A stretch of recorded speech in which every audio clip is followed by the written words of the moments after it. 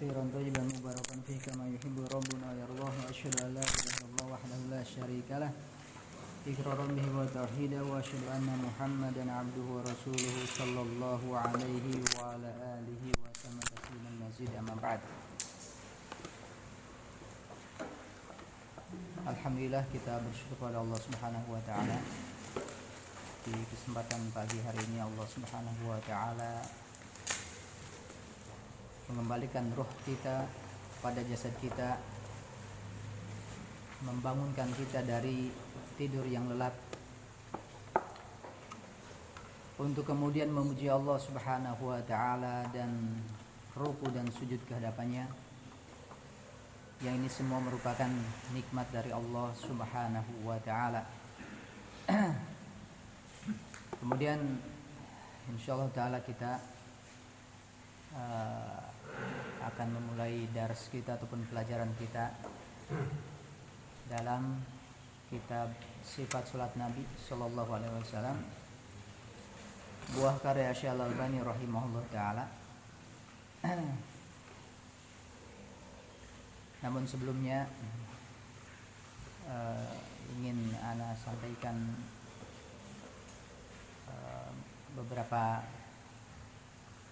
hadis, beberapa dalil yang menunjukkan akan keutamaan sholat yang 5 waktu.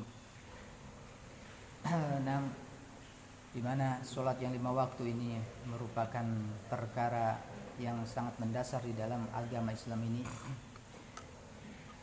Rukun kedua daripada rukun Islam yang sebagian para ulama menyatakan, berpendapat bahwasanya orang yang meninggalkan sholat yang 5 waktu dihukumi kafir. Nah, kemudian sholat yang 5 waktu ini juga Rasulullah sallallahu alaihi wasallam memerintahkan kepada kita agar kita mencontoh, mengikuti, meneladani Rasulullah sallallahu alaihi wasallam dalam ibadah salat tersebut. Sebagaimana disebut Nabi dalam sabdanya, "Shollu kama ra'aitumuni usolli." Salatlah kalian sebagaimana kalian melihat aku salat. Sehingga wajib atas kita untuk kita mempelajari tata cara ataupun kaifiyah sifat solat Nabi sallallahu alaihi wasallam tersebut. Baik, sebelum kita memasuki pada kitab tersebut, pada kitab sifat solat Nabi buah karya Syekh Al-Albani rahimahullah taala,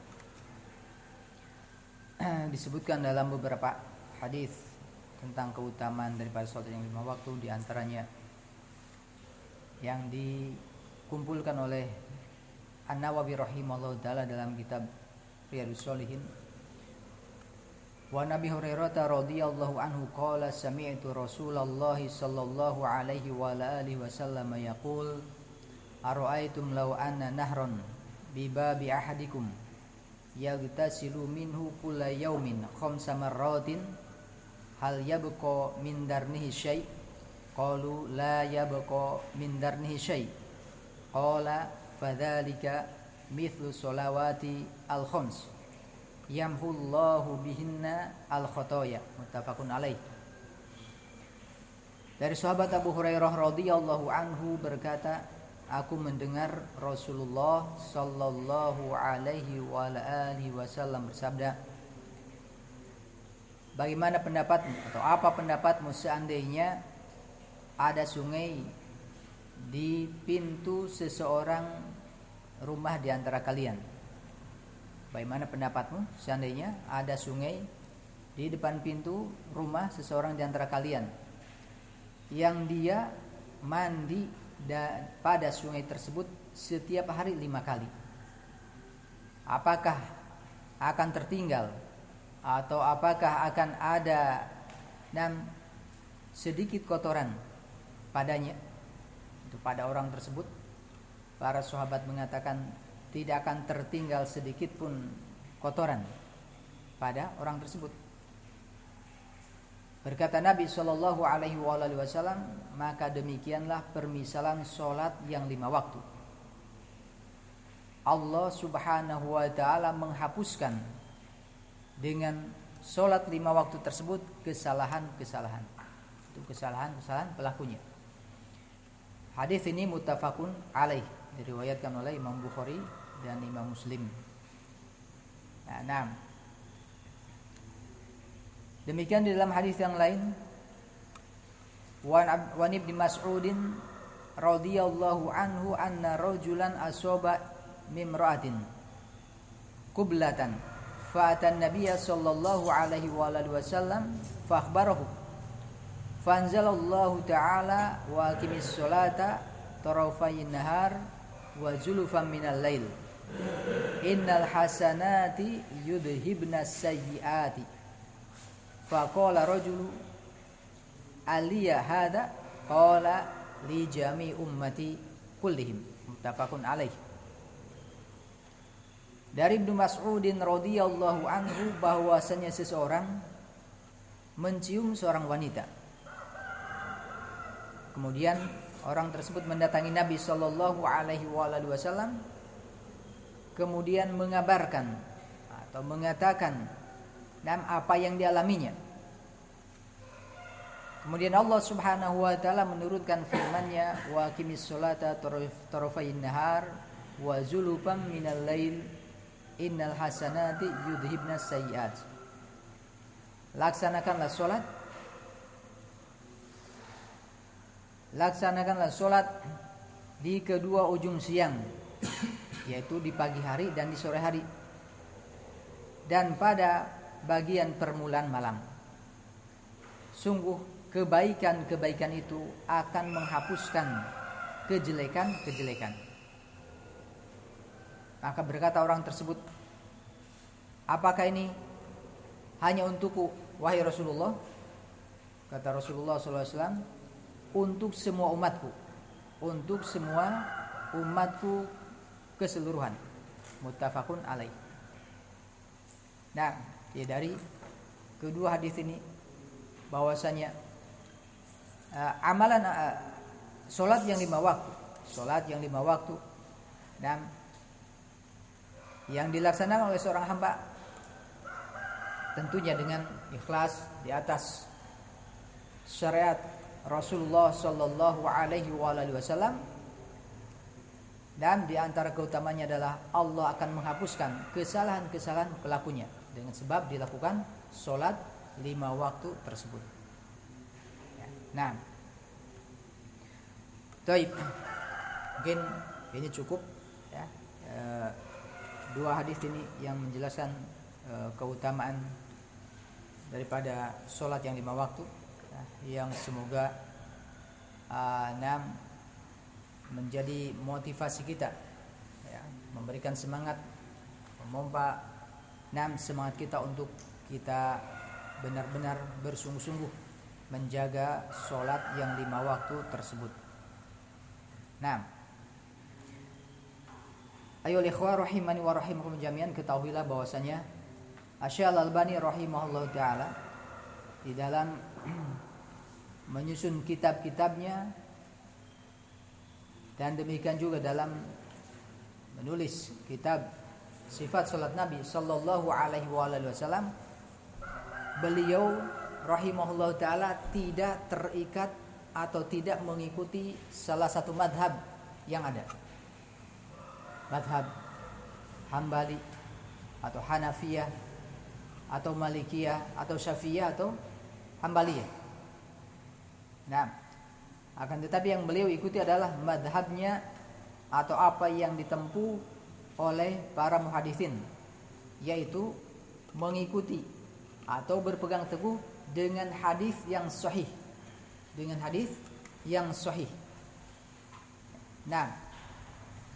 apakah hadis tersebut diamalkan atau diikuti oleh salah satu mazhab ataukah tidak? Maka Syekh Al-Albani rahimahullah taala tidak bahasa anunya tidak memperdulikan Ya, yang penting adalah hadis tersebut benar sahih dari Nabi sallallahu alaihi wasallam, maka itulah yang beliau ikuti, itulah yang beliau amalkan. Ya, dan demikian wasiat daripada para imam madhab tersebut, agar manusia tidak taklid, ya, tidak ikut-ikutan kepada apa yang mereka katakan atau apa yang mereka tuangkan pada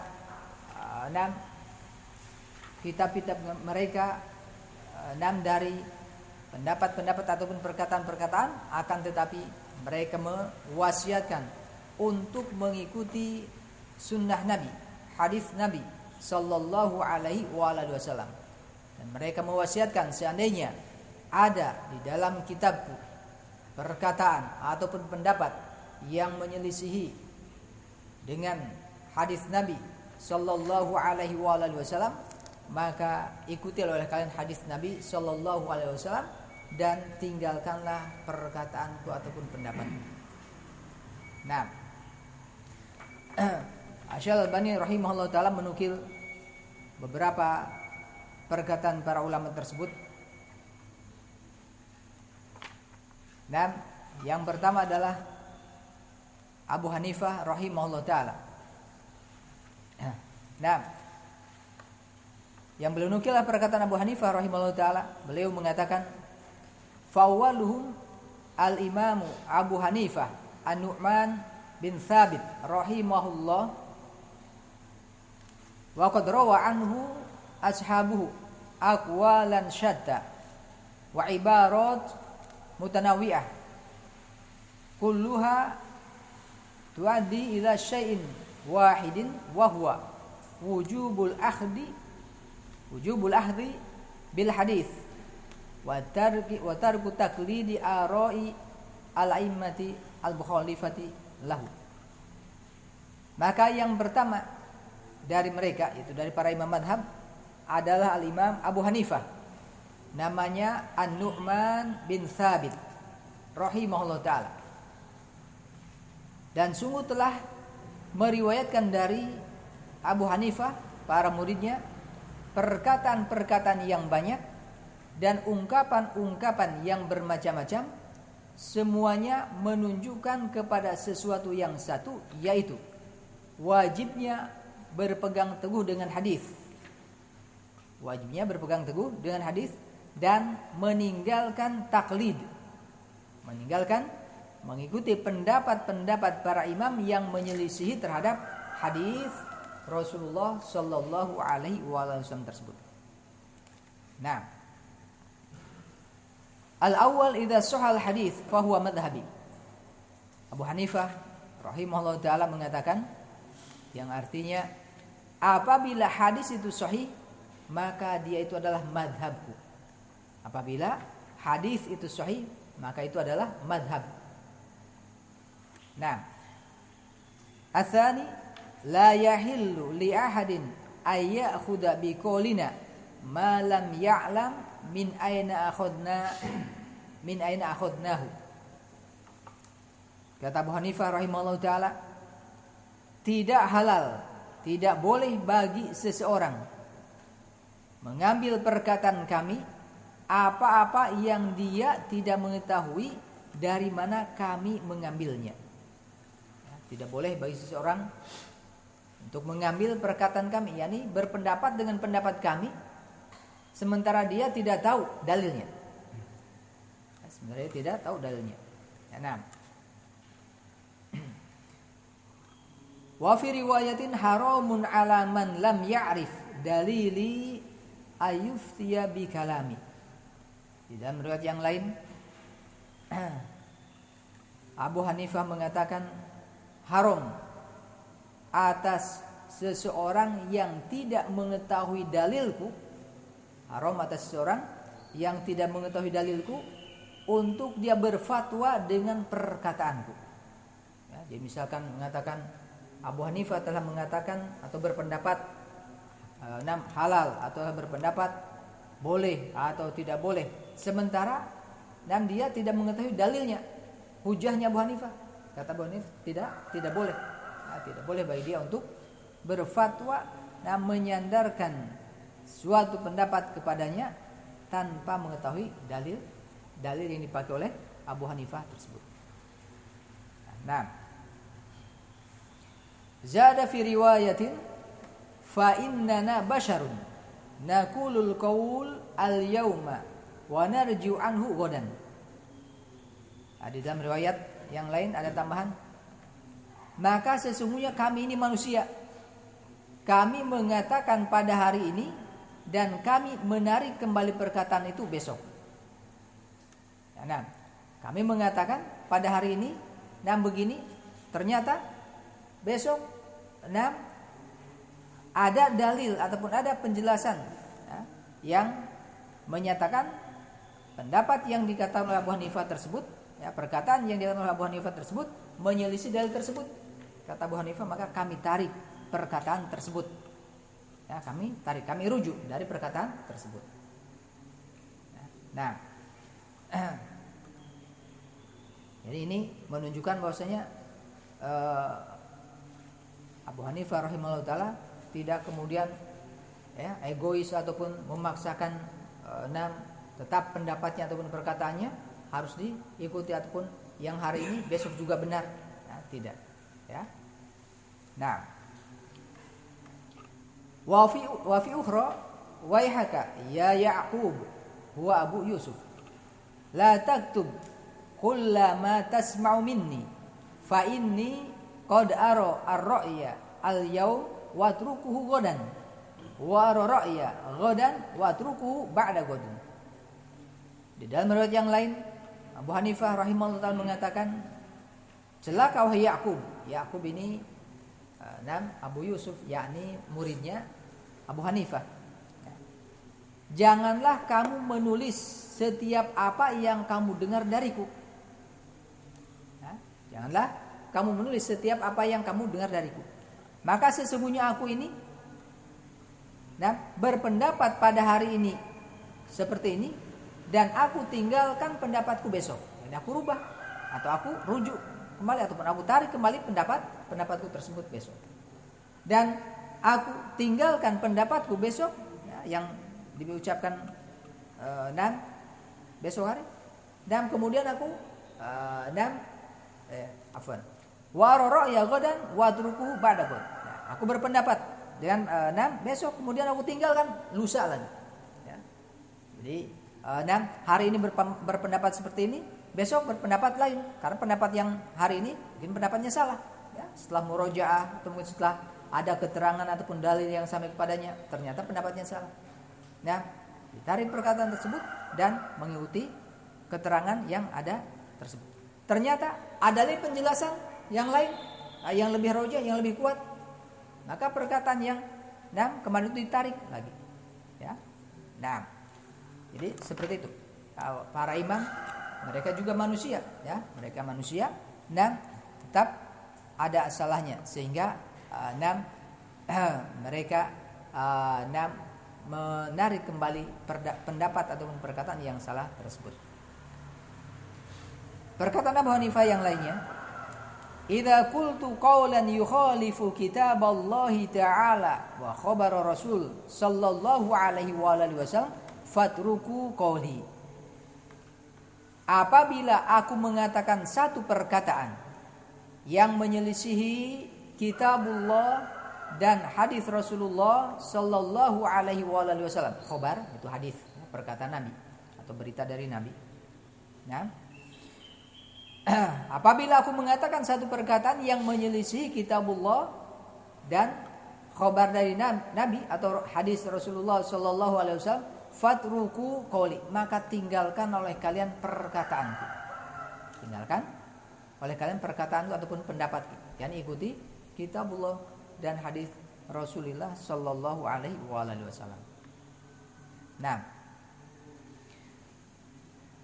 Kemudian yang kedua, Malik bin Anas rahimahullah, yaitu Imam Malik yang dikenal dengan madhabnya ya, atau para pengikutnya dikatakan Malikiyah ya, Malikiyah. Nah, yang ini banyak pengikutnya di 6 negara Saudi ya, madhab Malikiyah.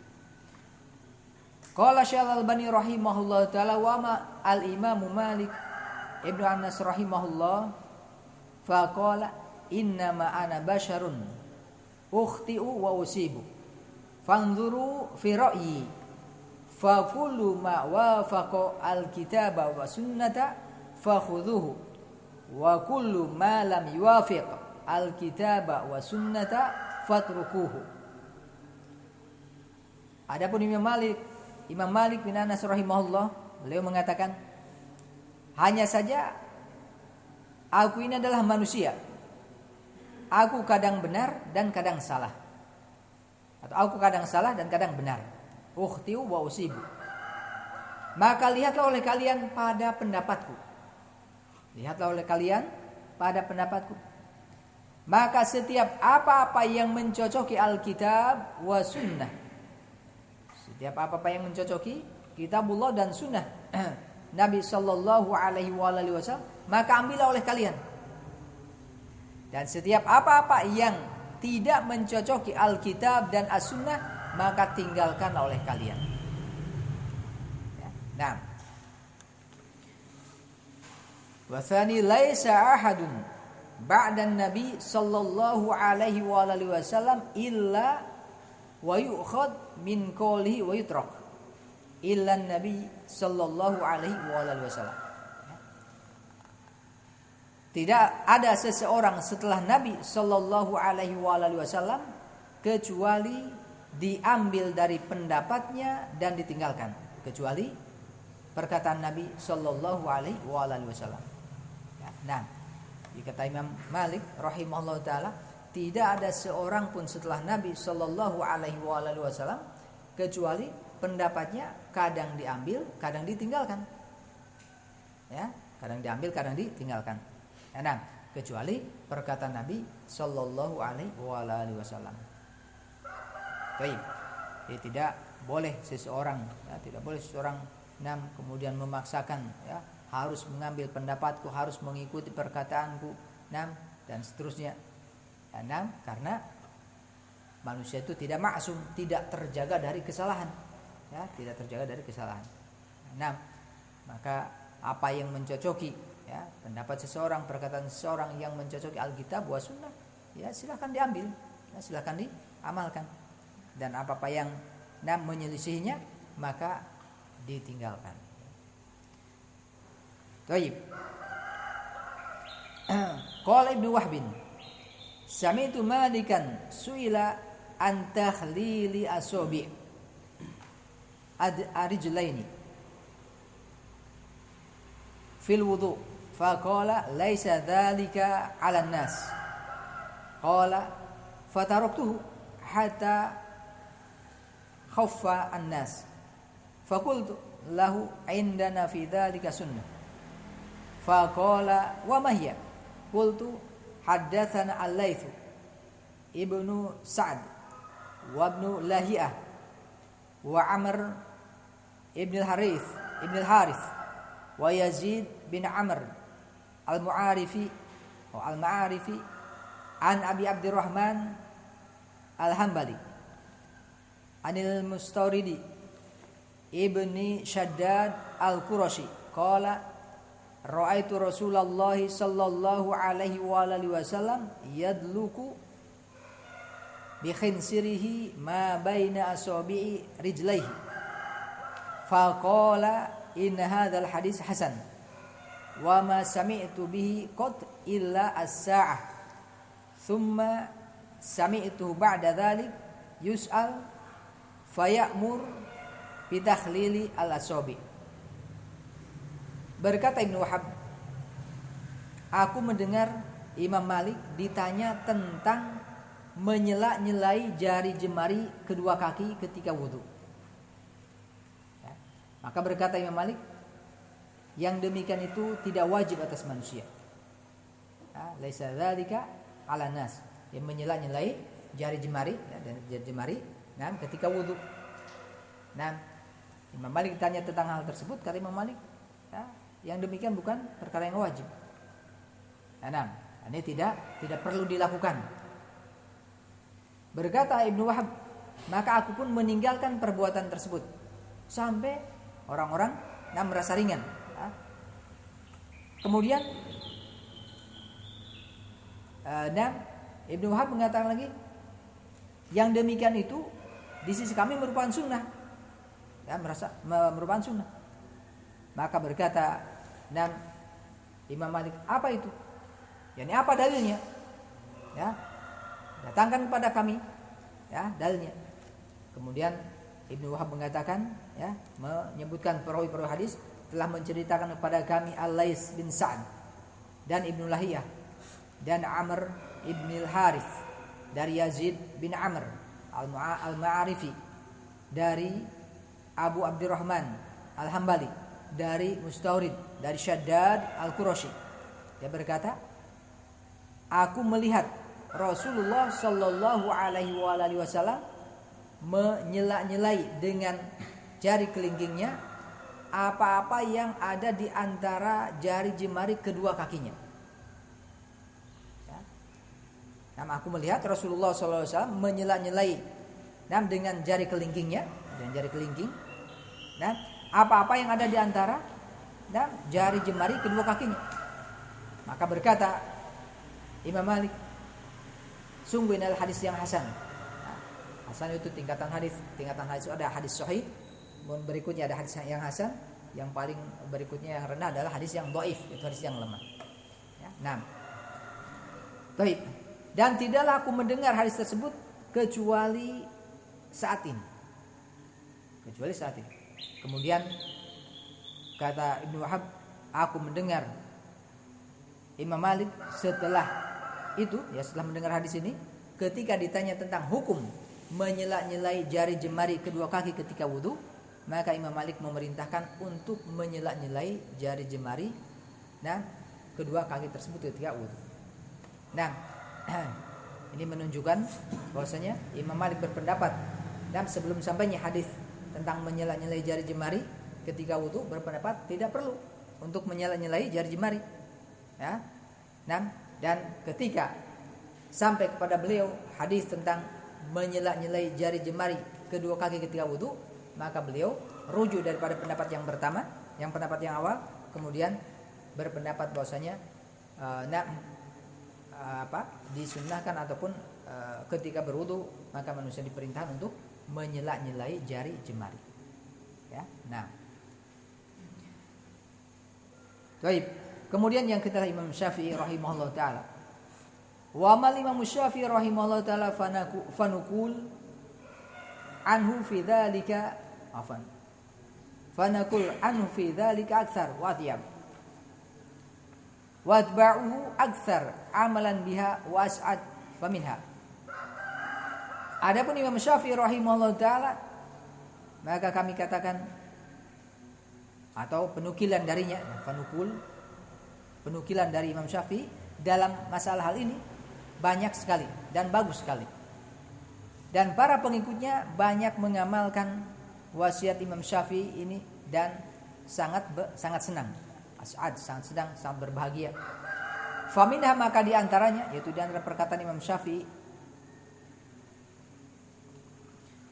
al-awwal ma min ahadin illa wa tadhhabu alaihi sunnatul Rasulillah sallallahu alaihi wa alihi wasallam wa ta'zubu anhu famahma qultu min qaulin aw asaltu min aslin fihi an Rasulillah sallallahu alaihi wa alihi wasallam khilafu ma qultu fal qaul ma qala Rasulullah sallallahu alaihi wasallam wa huwa qauli.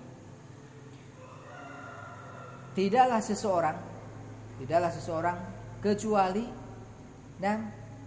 dia mengalami lupa, ya, lupa terhadap sunnah Rasulullah sallallahu alaihi wasallam dan samar darinya. Maka bagaimanapun perkataanku, bagaimanapun aku mengatakan dari satu perkataan, ya, atau aku menetapkan satu asas, satu pokok, ya, dari pokok-pokok yang padanya ada dari Rasulullah SAW menyelisihi. Ada dari Rasulullah SAW menyelisihi apa yang aku katakan. Maka fal qaul ma qala Rasulullah SAW. Maka pendapat yang benar, pendapat yang harus diikuti adalah apa yang dikatakan oleh Rasulullah Sallallahu Alaihi Wasallam. Wa huwa qauli, dan itu juga adalah pendapat. Ya, aku mengikuti pendapat tersebut. Nah, jadi tidak boleh seseorang ya kemudian berfanatik, bertaksub dan terhadap perkataan Imam Syafi'i ataupun terhadap perkataan seorang imam dan yang menyelisihi hadis Nabi Sallallahu Alaihi Wasallam. Ya, tidak boleh. Maka yang wajib atasnya adalah mengikuti apa yang dikatakan oleh Rasulullah Sallallahu Alaihi Wasallam. Kemudian perkataan Imam Syafi'i yang berikutnya, ajma'ul muslimuna ala anna man istabana lahu sunnatun an Rasulillah Sallallahu Alaihi Wasallam lam yahilla lahu ayada'aha liqauli ahadin.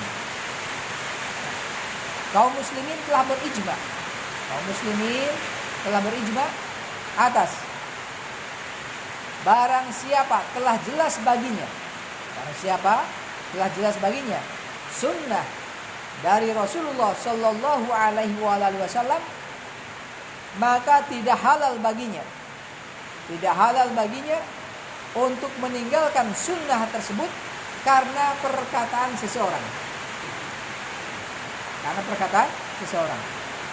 Ya, mungkin satu saat seseorang mengikuti pendapat fulan dan fulan, mengikuti pendapat seorang alim dari kalangan ulama.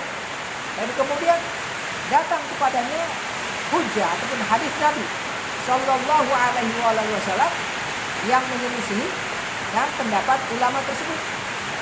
Ya, maka tidak halal baginya meninggalkan sunnah Nabi ataupun hadis Nabi Sallallahu Alaihi Wasallam tersebut karena fanatik, karena ta'assub terhadap perkataan seorang ulama tersebut. Dan perkataan Imam Syafi'i yang lainnya, idza wajadtum fi kitabi khilafa sunnati Rasulillah Sallallahu Alaihi Wasallam faqulu bi sunnati Rasulillah Sallallahu Alaihi Wasallam wada'u ma qultu wa fi riwayatin fattabi'uha wa la taltafitu ila qawli ahadin. Apabila kalian mendapati pada kitabku menyelisihi sunnah Rasulullah Sallallahu Alaihi Wasallam, maka ucapkan oleh kalian dengan sunnah Rasulullah Sallallahu Alaihi Wasallam dan tinggalkan oleh kalian apa yang aku katakan.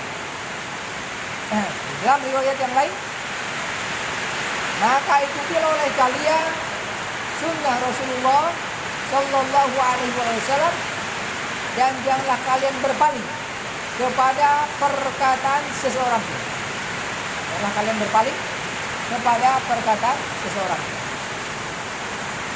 Nah, perkataan Imam Syafi'i yang lainnya, idza sahal hadis fahuwa madhhab. Apabila hadis itu sahih, maka itu adalah madhab. Nah, yang berikutnya, Imam Syafi'i berkata kepada Imam Ahmad, antum a'lamu bil hadis wa rijali minni.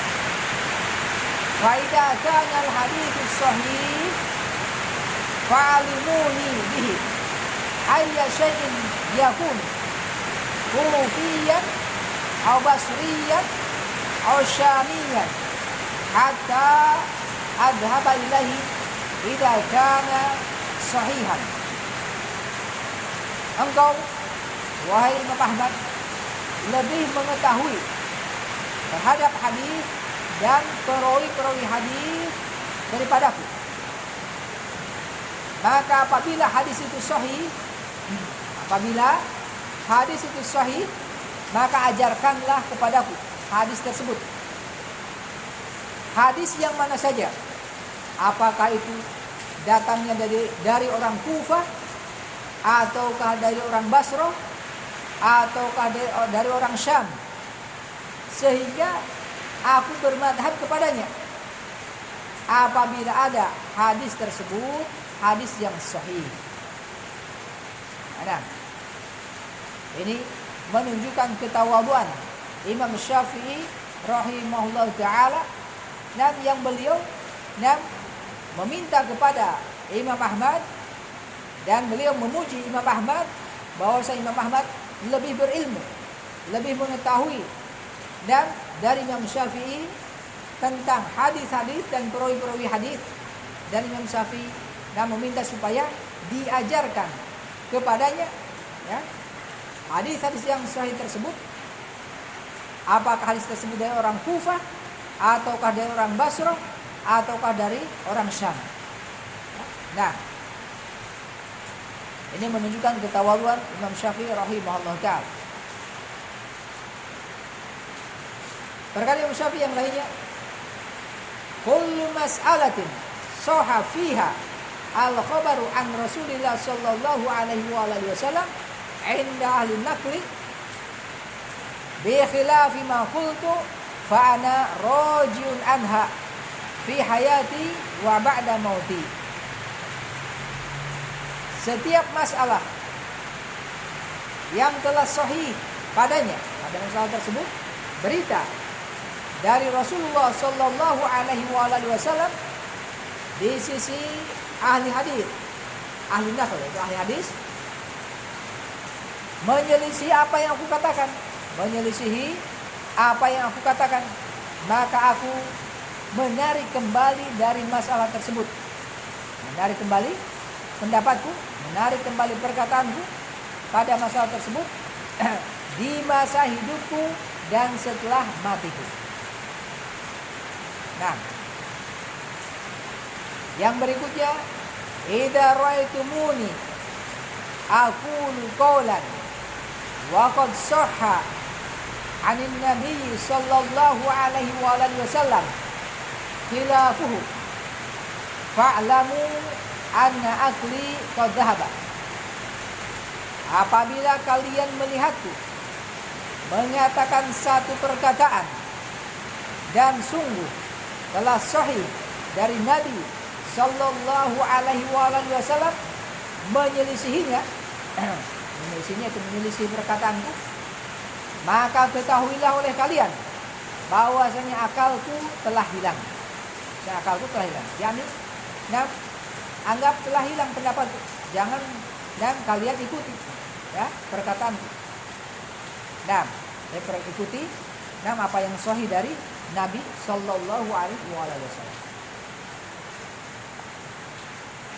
Berkata Imam Syafi'i yang lainnya, kullu ma qultu fa kana 'anil nabi sallallahu alaihi wasallam khilafu qawli mimma yasihhu fa haditsu an-nabi haditsun nabi sallallahu alaihi wasallam aula fala tuqalliduni.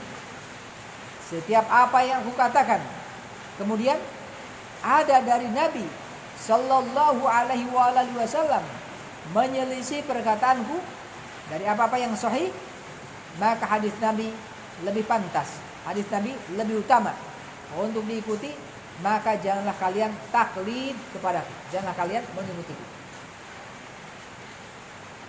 Yang berikutnya, kullu haditsin 'anil nabi sallallahu alaihi wasallam fa huwa qawli wa in lam tasma'uhu min. Setiap hadis dari Nabi sallallahu alaihi wasallam maka itu adalah perkataanku, sekalipun kalian tidak mendengar hadis tersebut dariku. Setiap hadis Nabi, setiap hadis dari Nabi sallallahu alaihi wasallam maka itulah perkataanku, yakni aku ikut, aku bermadhab dengan perkataan dengan hadis Nabi tersebut. Enam. Baik, sekalipun kalian tidak mendengar dariku, maka ikuti hadis tersebut. Dan demikian perkataan Imam Syafi'i rahimahullah taala yang mewasiatkan dan untuk kita mengikuti hadis Nabi sallallahu alaihi wasallam, ya, dan meninggalkan perkataan beliau apabila menyelisih hadis Nabi sallallahu alaihi wasallam tersebut. Kemudian Imam Ahmad, wa amal Imam Ahmad fahuwa aktsarul a'immah jam'an li sunnati wa tamassukan biha hatta kana yakrahu wad'al kutub allati tashtamilu ala tafri' wa ra'i. Adapun Imam Ahmad yang dikenal madhabnya itu madhab Hambaliyah, ya, madhab Hambali, karena Imam Ahmad bin Hambal, ya, bukan Hambali, ya, yang digelari dengan Imam Ahli Sunnah, ya, digelari dengan Imam Ahli Sunnah. Maka beliau adalah imam yang paling banyak mengumpulkan sunnah dan sangat berpegang teguh dengannya. Sampai-sampai Imam Ahmad membenci untuk meletakkan atau untuk membuat kitab-kitab yang mengumpulkan dan cabang-cabang, ya, ataupun pendapat ulama ini, pendapat imam ini. Nah, Imam Ahmad membencinya, ya. Walidzalika qala, oleh karena demikian Imam Ahmad berkata, la tuqallidni wala tuqallid Malikan wala Syafi'iyah wala Al-Auza'iyyah wala At-Tawri wa khudh min haitsu akhadhu. Kata Imam Ahmad, janganlah kamu taklid kepadaku dan jangan kamu taklid kepada Malik, Imam Malik, dan jangan pula kepada Imam Syafi'i, jangan pula kepada Al-Auza'i, jangan pula kepada Ats-Tsauri, tapi ambillah dari mana mereka mengambil. Ambillah dari mana mereka mengambil, yaitu ikuti hadis Nabi sallallahu alaihi wasallam, ya. Nah, wa fi riwayatin la tuqallid dinaka ahadan min haula ma jaa anin nabi sallallahu alaihi wasallam wa ashabihi fakhud bihi thumma tabi'in ba'du rajul fihi mukhayyar. Di dalam riwayat yang lain Imam Ahmad mengatakan, jangan kamu taklid, ya, menggantungkan agamamu kepada seseorang dari kalangan mereka. Ya, di kalangan mereka itu di kalangan para imam, ya, para ulama. Apa yang datang dari Nabi Shallallahu Alaihi Wasallam dan para sahabatnya, maka ambillah dia. Ya. Kemudian para tabi'in, ya. Kemudian para tabi'in, dan setelah itu padanya mukhayyar. Itu padanya mukhayyar, padanya dipilih. yakni pendapat tabi'in, yaitu generasi setelah para sahabat, dan boleh diambil dan boleh ditinggalkan. Ya, boleh diambil dan boleh ditinggalkan. Nah,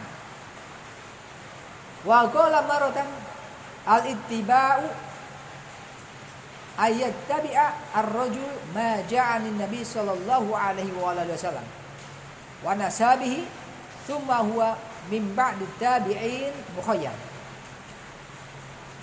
Berkata Imam Ahmad, dan pada waktu yang lain, yang dikatakan ittiba, mengikuti, adalah seseorang mengikuti apa yang datang dari Nabi sallallahu alaihi wasallam dan dari para sahabatnya. Nah, dan dari para sahabatnya. Kemudian dia setelah itu, yaitu setelah tabi'in, ya, setelah generasi sahabat yaitu generasi tabi'in, mukhayyar, yakni dipilih, ya, dipilih. Boleh diambil pendapatnya, boleh ditinggalkan. Ya, nah, baik, adapun sahabat, ya, mereka secara personnya, secara perorangannya memang tidak maksum, ya, tidak maksum. Ya, nah, akan tetapi, nah, disebutkan di dalam hadis, alaika bisunnati wa sunnati khulafai rasyidin al-mahdiyyin. Ya. Wajib atas kalian berpegang teguh dengan sunnahku dan sunnah para al-khulafa ar-rasyidin. Ya, yang mereka mendapatkan petunjuk. Ya, nah. Addu 'alaiha bin nawajib. Gigitlah kuat-kuat atas sunnah tersebut dengan gigi gerhana. Ya. Dan sehingga dan para sahabat secara personnya memang tidak maksum, ya, tidak terjaga daripada kesalahan, tapi dan mereka adalah orang-orang yang direkomendasi oleh Rasulullah Sallallahu Alaihi Wasallam untuk diikuti dan perkataannya, ya, dan amalannya, sunnahnya. Ya. Nah, baik.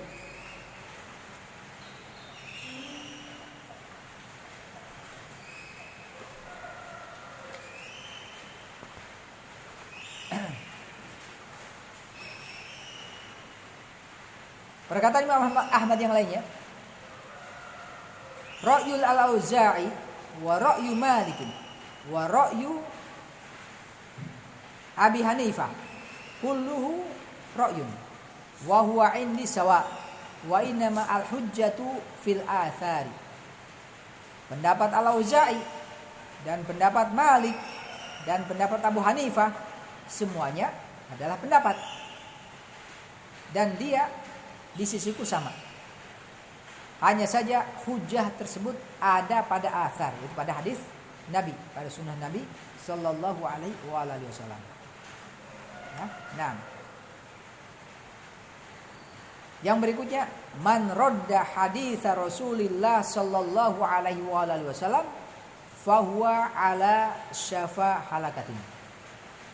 Barang siapa yang menolak hadis Rasulullah Sallallahu Alaihi Wasallam, maka dia berada di atas tepi jurang kebinasaan. Tilka hiya aqwalu al-a'immah radhiyallahu ta'ala anhum fil amri bitamassuki bil hadis wan nahyi an taklidihim duna basiratin.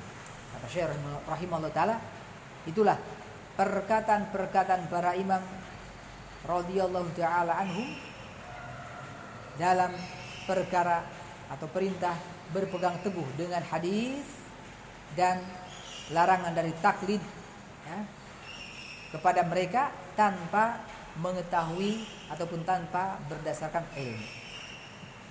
Nah, baik, nah mungkin demikian perkataan para imam yang dinukil oleh Syekh Al-Albani rahimahullah taala pada kitab ini, sifat sholat Nabi. Baik, kita cukupkan sampai di sini pertemuan kita pagi ini. Insyaallah nanti kita pada pertemuan berikutnya insyaallah kita membahas dulu masalah wudu, ya, membahas masalah wudu, karena wudu ini merupakan kuncinya sholat. Kuncinya sholat. Apabila wudunya benar, ya, wudunya sahih, maka sholatnya sahih. Dan apabila wudunya rusak, wudunya tidak benar, maka sholatnya juga batil. Nah, oleh karena insyaallah pada pertemuan berikutnya kita membahas dulu masalah wudu, ya. Insyaallah setelah itu kita masuk dalam kitab sifat sholat Nabi. Wallahu a'lam bishawab. Kita cukupkan sampai di sini, kurang lebihnya maaf, dan apabila ada benarnya datang dari Allah Subhanahu wa taala, dan apabila ada salah datangnya dari ana dan dari syaitan, dan ana bertaubat kepada Allah Subhanahu wa taala. Subhanakallahumma bihamdik asyhadu an la ilaha illa anta astaghfiruka wa atubu ilaik. Walhamdulillahirabbil alamin.